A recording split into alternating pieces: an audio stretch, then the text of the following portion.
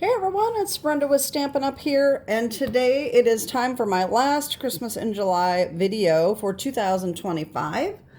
I have a really cool card to make with you today. I've got a few samples to show you, and we're using the Everyday Arches, which you know I absolutely love. These are an online exclusive that came out in January, and these are fabulous dies. If you don't already have them, I highly recommend them. And because they are an online exclusive, if you don't have them and you want them, I would get them as soon as possible because you never know how long online exclusives are going to stick around. This card was inspired by another demonstrator. Let me get this paper here. Christy Fulk at createwithchristy.com. She made this beautiful card here with beautiful gallery DSP. And I decided to make Christmas cards with this design, and they really turned out nice. So I will put the link down below to her video, and you can see that. And then all of the items that I have used in the description will be in the description below. All the dimensions and all that. I apologize that the first few cards are retired products. I started making these cards with the Winter Meadow DSP that was on the last chance list, and before I was able to get enough of them done to make a video, it was already sold out. So most of the cards that I'm showing you are using Winter Meadow, but today's tutorial is going to be using Nests of Winter, okay? And this is in the annual catalog, so you don't have to worry about that retiring before Christmas. So whenever you would end up wanting to buy it, it should be available. So let me show you my first one. This is the first one. This is, by the way, a trifold. Okay. So I used the deer here. I was trying to make it very masculine, so that is why I put the deer, and then I decided to put some glimmer. You know how I am about the glimmer these days. So this is how this turned out, and I really think it's cool. And so you can display it. Very nice. So anyway, this is the first one. And like I said, I will put the dimensions to, I mean, not the dimensions, golly. The description, in the description, what I used for these sentiments and all that, okay? The second one is this one here. This is also using Winter Meadow. I think it really turned out nice. And I used the white glitter paper this time. This is not Stampin' Up glitter paper. They don't sell the white glimmer paper anymore, so you could just use any kind of glitter paper that you have, all right, in your stash. The third one has got to be my favorite. This turned out so gorgeous. Look at this. I just think this really turned out pretty with the silver, and I even put some of the glimmer paper here for these little twigs, and that's actually using the bow punch. This is on the last chance list. Hopefully it's still available if you want it by the time this airs.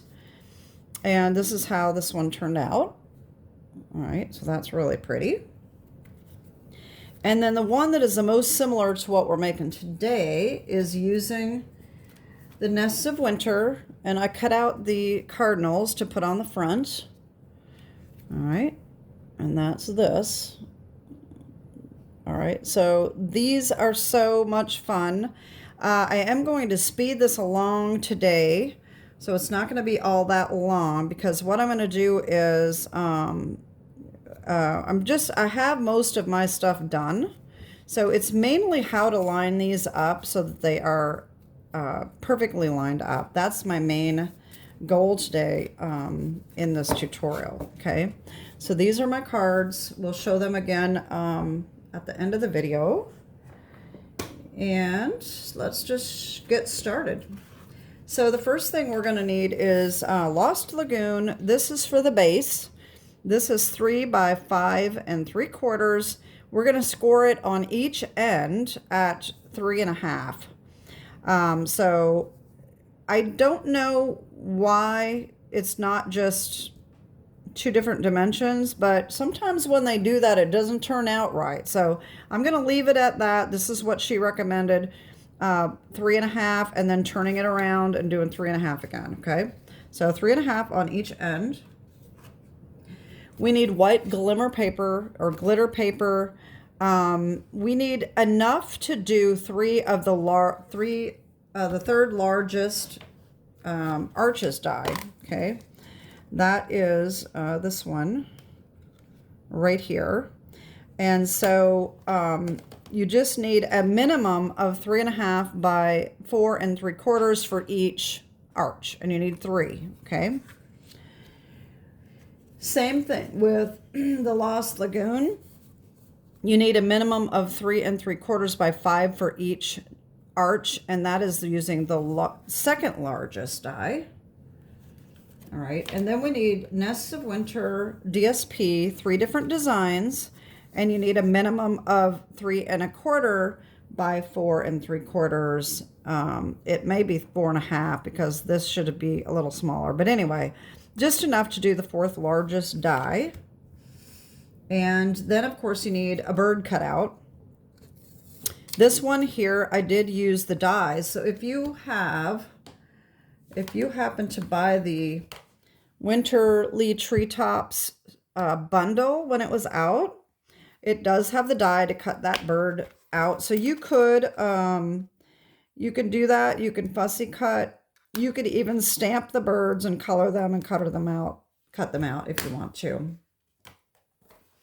All right, so that's all we need to get started. So the first thing we're going to do is we are going to cut our arches. All right, and so we need the 2nd, 3rd, and 4th largest dies. Okay. So the smallest goes on the DSP.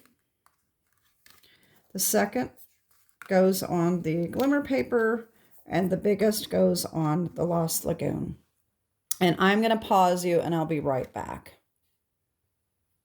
Okay, I'm back, and I've got my arches all cut out, and I'm actually got all of mine assembled, but I'm going to just show you quickly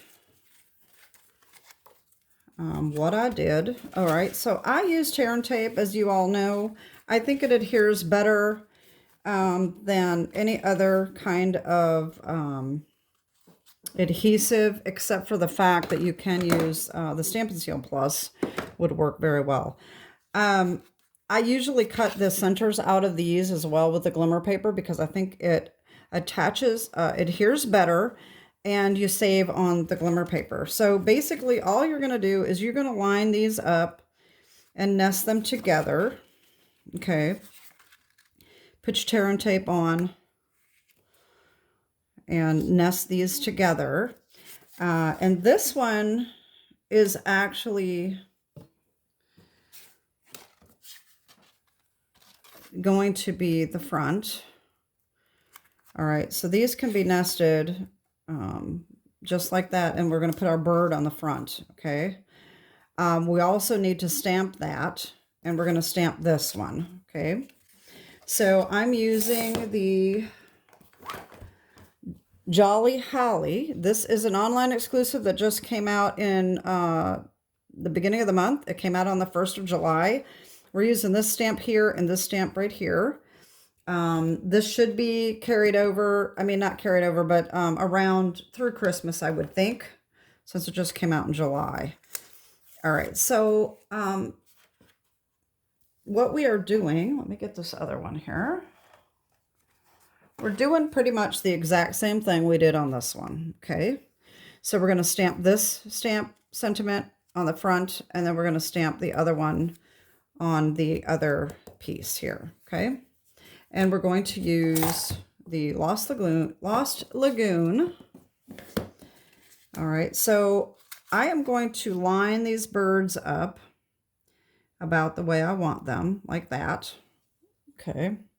And so now I know that I'm going to put my sentiment up here, okay? All right.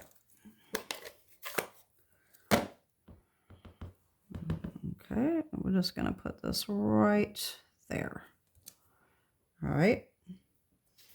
And then we take our other one and we're just going to put this sort of in the center, maybe up a little higher. You could probably sign on this if you want to, or you could sign on the back of the card. All right, so there's our stamping. So the main thing is how to assemble this card. So anyway, so attach all these together. Okay. And I've got mine done. Okay, so here we go. Here's our 3 pieces. We're going to put this one in the middle because these are 2 wood grain. Okay, so that's the way it's going to be lined up. We need our piece here, and we're going to score these. All right, so let me bring in my scoreboard. All right, and like I said, 3.5 on each end. Okay, so 3.5. Flip it around and do 3.5 again. Now 3.5 over here is 7.5, but if you can see, I don't know if you can see this or not, it is off just a smidgen. I don't think it would matter, so you can probably do 3.5 and 7.5. I think that would work, but I didn't do it. I just did it the same way that she recommended doing, okay? So what we're going to do is one end, it doesn't matter which way you do it. One end's going to be valley folded and one's going to be mountain folded, okay? I have one done here. All right, so this is what it's going to look like when you get this done, okay? So technically, I'm gonna do this mountain fold, and then valley fold, okay? There we go. All right. Now, what we're going to do is we're going to assemble the first one is going to be centered in the middle. Okay. This is what we're going to do first. We do need our tear and tape. I am going to use tear and tape. I think it's a lot easier. So bear with me here. This is going to be lined up here. And then this is going to be lined here. And this is going to be lined here. Okay, so the first thing that I did, this is just the way I did it. This is not the way she did it, but this is the way I find it to be the easiest, okay? Obviously, we don't want tear and tape on the whole thing. We need it just where this is, and we don't want it past the center on either side either, okay? So what I did is I took a pencil, okay, and I lined this up along a grid, okay, just like that.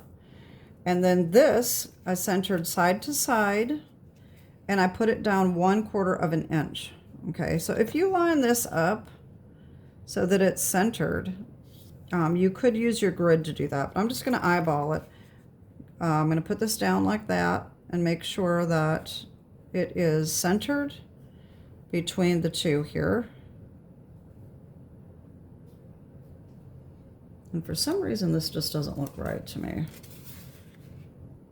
Yeah, this isn't right. I think I did something wrong. So let me just get this one here. Let me make sure this is the right size. Okay. I think I made this one. I think I cut this one wrong. Yes, this one is cut wrong, so I'm glad I have this one done. I didn't think that looked right. Okay. So anyway, same thing. We want to make sure that our flap opens this way. All right, put this on the line, the grid. I hope I'm not getting it confused. I'm getting myself confused. All right, put this down a 1/4 of an inch and center it between the 2 fold lines. Just like that, okay? Now, carefully hold this in place. Flip it over. And just draw a little line on both ends, if you can get to it. can barely see here. All right. Now I know that I have these 2 lines, and that's where my tear and tape is going to go. And it can go clear to the sides on the edges here, okay? But we want to make sure that it's above our little pencil line. Okay, so I'm going to do those 2 first. All right. And I just put it, you know, above and below the pencil mark so I don't have to worry about it being too close. Okay. And there is that. Okay, so this is the first one. So what I did is I took the top off, the top piece backing. Then I do my little trick here all the way around.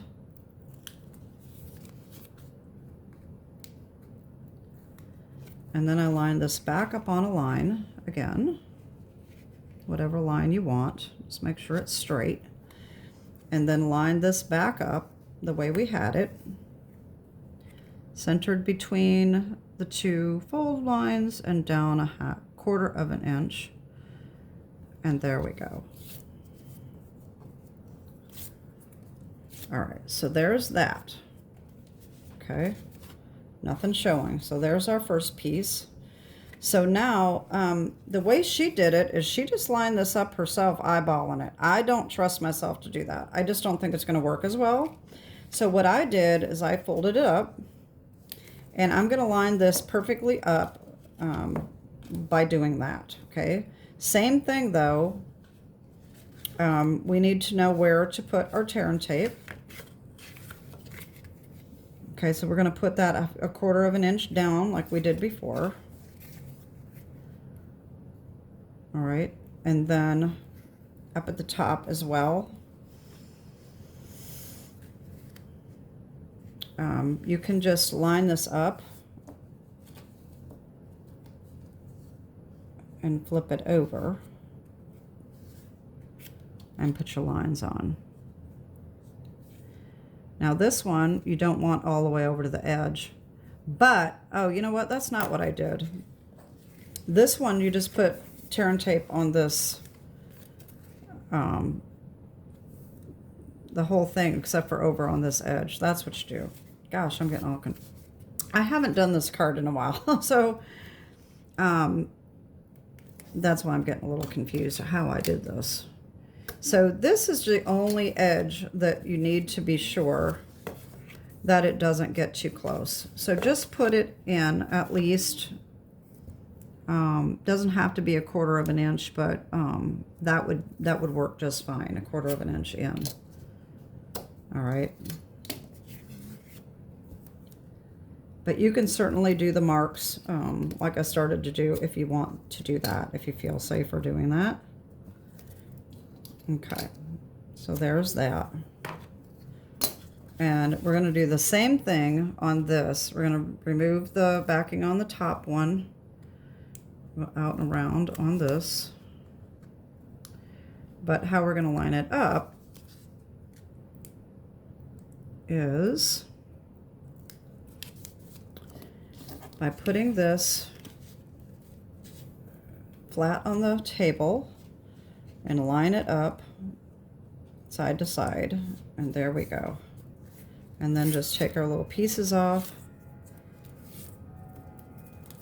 and there we go. It is lined up perfectly in front of the other one. Okay, now the third one is the easiest. Okay, all you got to do with this one is turn this upside down, line it up on here, and we're going to put the tear and tape on here and flip it over. Okay, same thing, we just need to make sure that we don't put anything too close to this fold line. Okay, so about a quarter of an inch in or so.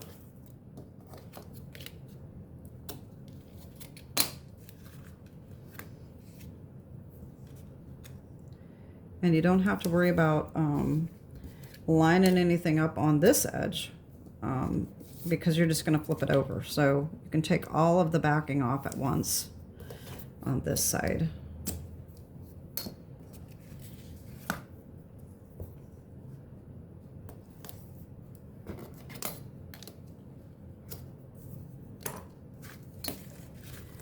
So like I said, we're going to take all the backing off.